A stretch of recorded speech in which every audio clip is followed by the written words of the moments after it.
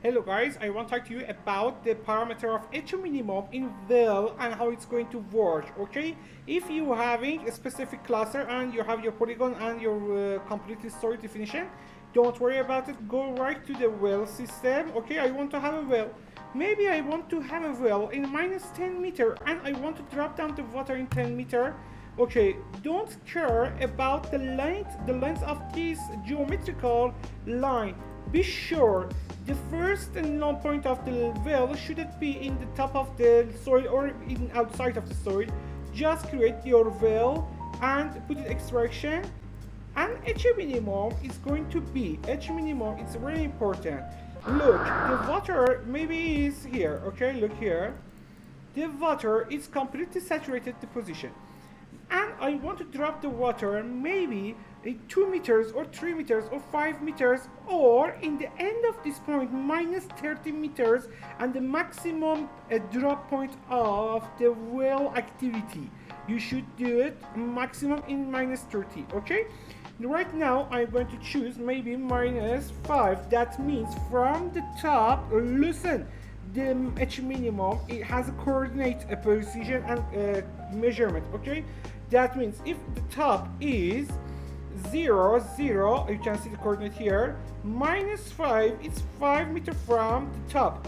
If you are using your system from the coordinate from above, and the top of the soil is going to be maybe plus 15, okay, minus 15 is going to be plus 15, and you should choose for dropping the 5 meter of the soil, you should choose the coordinate of the H minimum minus 40, positive 45 meter. Okay, this is a measure, this is a completely measurement of the coordinate system.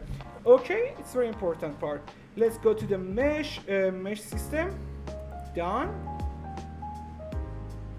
And flow condition. The flow condition is very important. Don't use it. You have the global situation yourself in phase initial phase, just the water and the soil. The phase 2, the phase 1 and the second phase. I'm going to the second phase. Initial phase, the plastic is going to be completely itself. The phreatic level is going to be a steady state. And just done, steady state. The well is going to be activated, and maybe the extraction flux is going to be 5. Okay, now I wanted to calculate itself. You can see in the calculation procedure, after the initial phase, the calculation procedure, the phase flow, we're going to start drop down the water from the steady state system. After that, the phase 1 going to calculate it itself for procedure of calculating the stresses and strains and deformality and whatever is going to take to tell the model what's happening inside it. Okay, it's very important.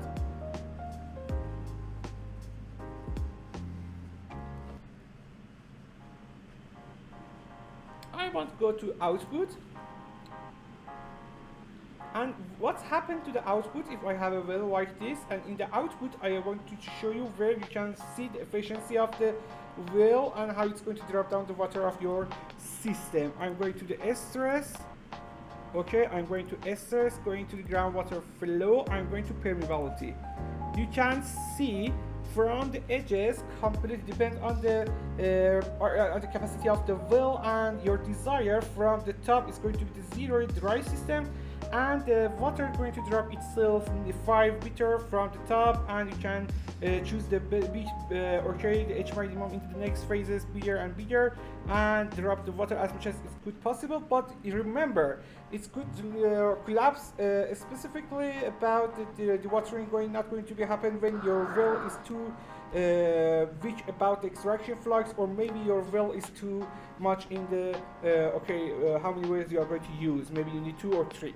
It's very important. I hope you are using this part, and for future references and whatever going to be happened about the well system and maybe the potato fields, about the excavation, dry excavation, dry water excavation, whatever you need, you can follow us in YouTube channel of the IGFS. Thank you very much. I wish you all the best.